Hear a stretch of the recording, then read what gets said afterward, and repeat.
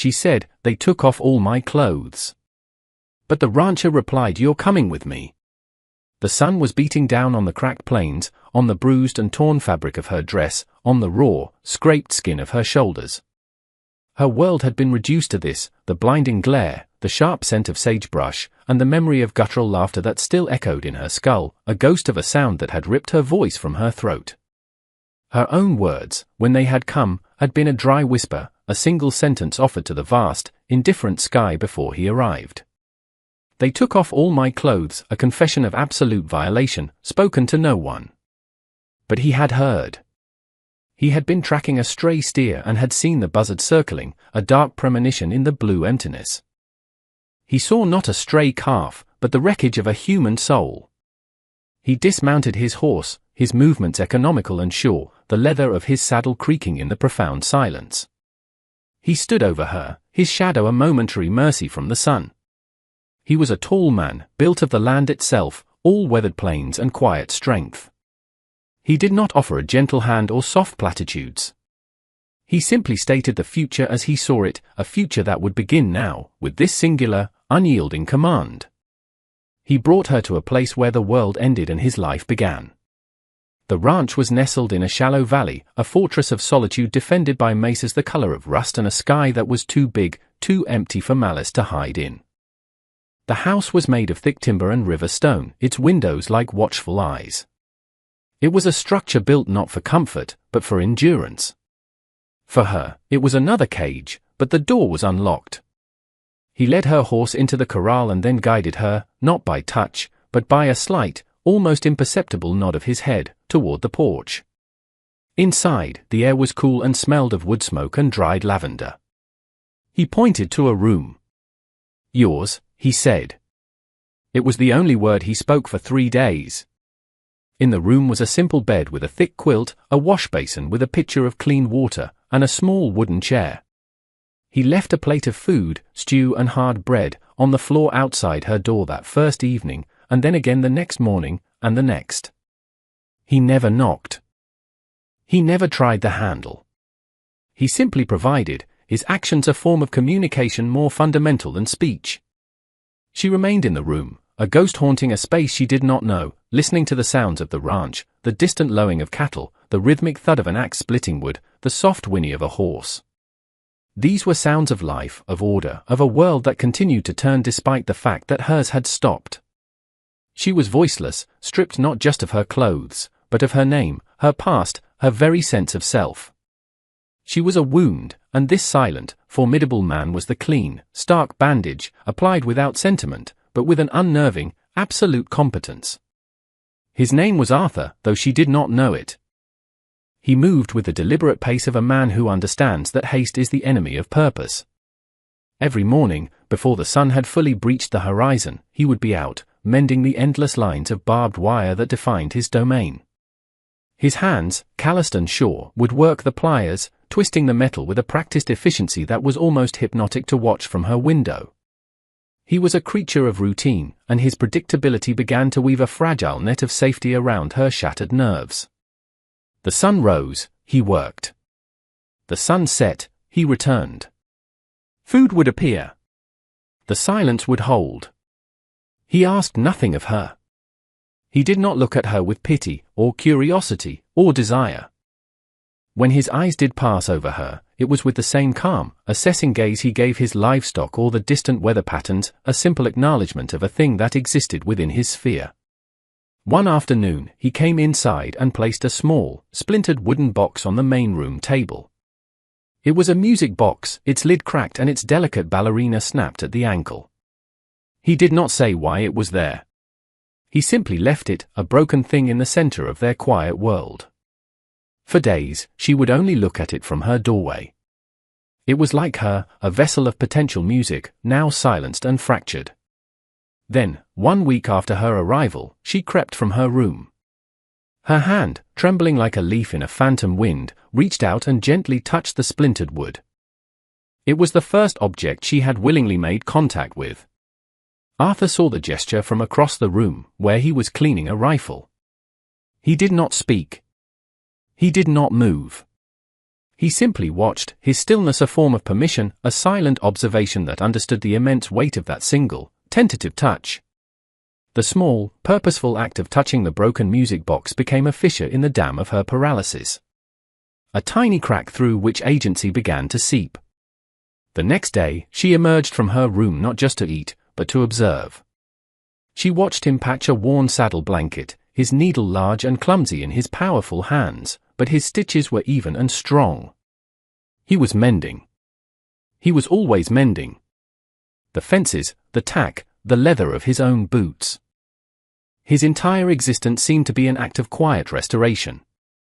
That evening, after he was asleep, she took the blanket and, using a small sewing kit she'd found in a drawer, she unpicked his rough stitches and replaced them with a fine, nearly invisible seam. She left it folded on the chair he always used. When he saw it the next morning, his routine paused for a full minute. He ran a thumb over the delicate stitchwork, his expression unreadable. He looked toward her closed door, and for the first time, she felt seen not as a victim, but as a contributor. It was a transaction without words. Her skill for his safety. Her quiet labor for his silent protection. From there, her world expanded from the four walls of her room to the corners of the house. She began to sweep the floors, her movement slow and methodical, the whisk of the broom a soothing, rhythmic sound. She washed the dishes he left in the basin, the warm water a comfort to her hands. These were not chores forced upon her, they were tasks she claimed, anchors in the chaotic sea of her trauma. Each swept floor, each clean plate, was a reclamation. She was remaking a home, and in doing so, she was remaking a self. Arthur accepted her contributions with the same quiet gravity with which he did everything. He would simply find the tasks done, and he would nod to himself, a silent affirmation of the new, unspoken partnership that was taking root in the fertile soil of their shared silence. Slowly, the silence between them changed its nature. It had begun as a chasm of trauma and uncertainty, a void she could not cross and he would not breach. Now, it was becoming a shared space, a comfortable quietude woven from mutual respect and the steady rhythm of their days. The house, once a mere shelter, began to feel like a sanctuary. Afternoons were spent on the wide porch. He would sit in his chair, oiling a harness or sharpening a blade, the scrape of steel on stone a meditative sound. She would sit on the steps, mending a shirt or simply watching the vast landscape.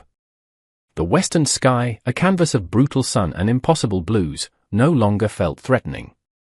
It was just a part of their world, as much as the solid wood of the porch beneath her. They existed in parallel, their paths rarely crossing but their presence a constant, reassuring weight to the other.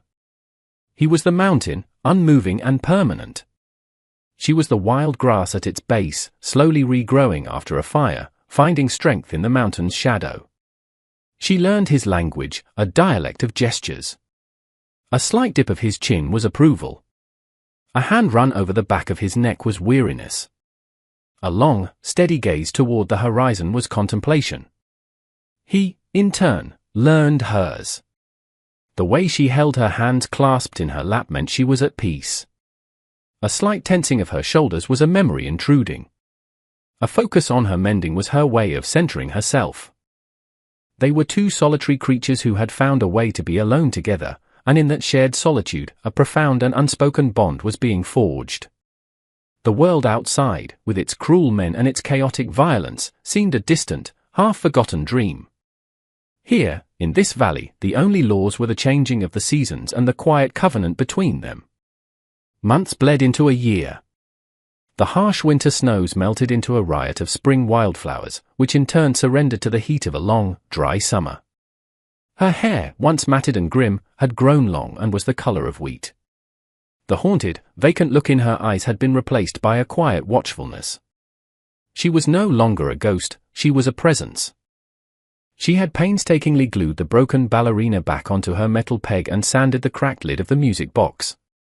It was still fragile, still scarred, but it was whole. She had yet to try and wind it. She was not ready for the music. One evening, a storm was gathering on the horizon, the clouds a bruise of purple and grey against the setting sun. The air grew heavy, charged with a restless energy.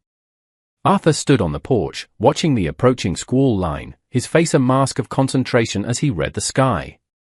She came to stand near the railing, a few feet away, her own eyes on the churning clouds. The wind whipped a strand of her hair across her face. It was the first time a natural force had felt like anything other than a threat. This was different. It was a power, but it was not malice. It was just the world breathing. He turned his head slightly, acknowledging her presence. He opened his mouth as if to say something about the storm, a warning perhaps, but he stopped.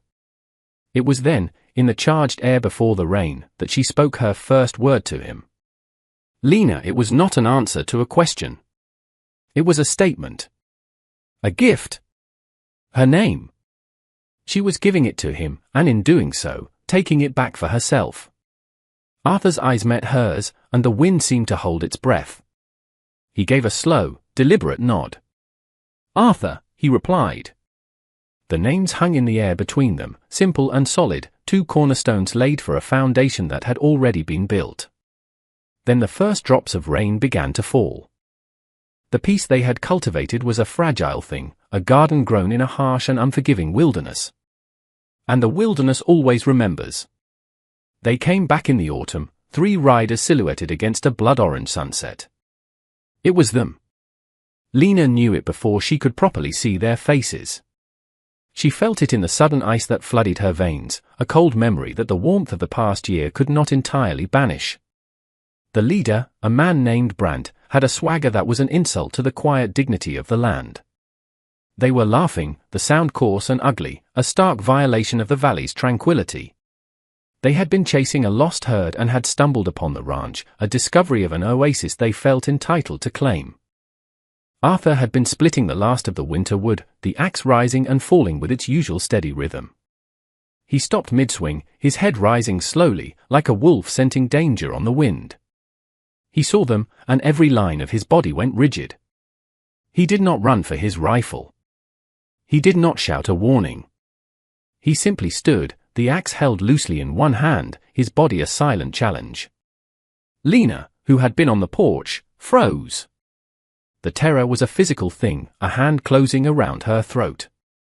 For a moment, she was back in the dust, the sun beating down, the laughter echoing. But then she looked at Arthur. He was not looking at her. His entire focus was on the approaching threat, his presence a living wall between her and them. He had not built this sanctuary for it to be broken.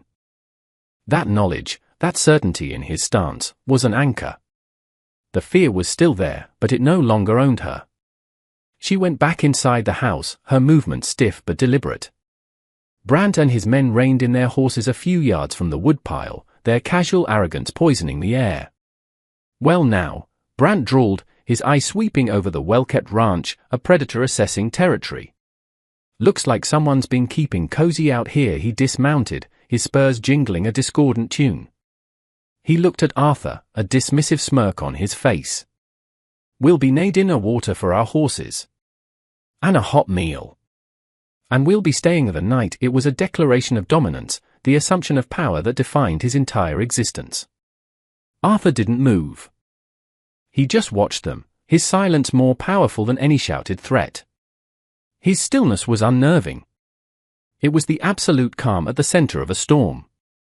Brandt's smirk faltered slightly. He gestured with his chin toward the house. You alone out here, old man? Just then, the door of the house opened. Lena stepped out onto the porch. She was not the broken creature they had left for dead. She was dressed in a simple, clean dress, her hair was tied back, and her face, though pale, was composed. She held Arthur's rifle. She did not aim it. She held it across her body, presenting it. Her eyes met Brandt's, and there was no fear in them. Only a cold, hard finality. Brandt's jaw dropped. He recognized her. The shock on his face was mingled with a flicker of fear, and then a renewed, ugly anger. You, he snarled. Lena said nothing. She walked down the porch steps and stood beside Arthur, a partner in the coming confrontation. She offered him the rifle. Her hands were perfectly steady.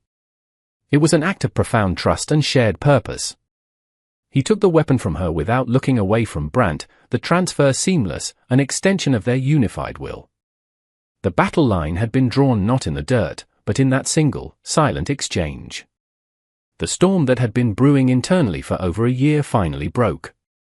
It was not loud, nor was it glorious. It was a grim, necessary act, as swift and decisive as a hawk taking its prey. Arthur's movements were fluid and certain, the rifle in his hands an extension of his will.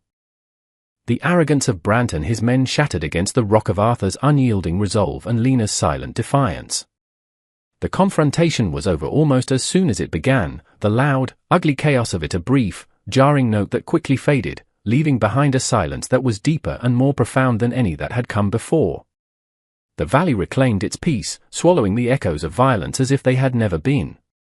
Lena did not watch.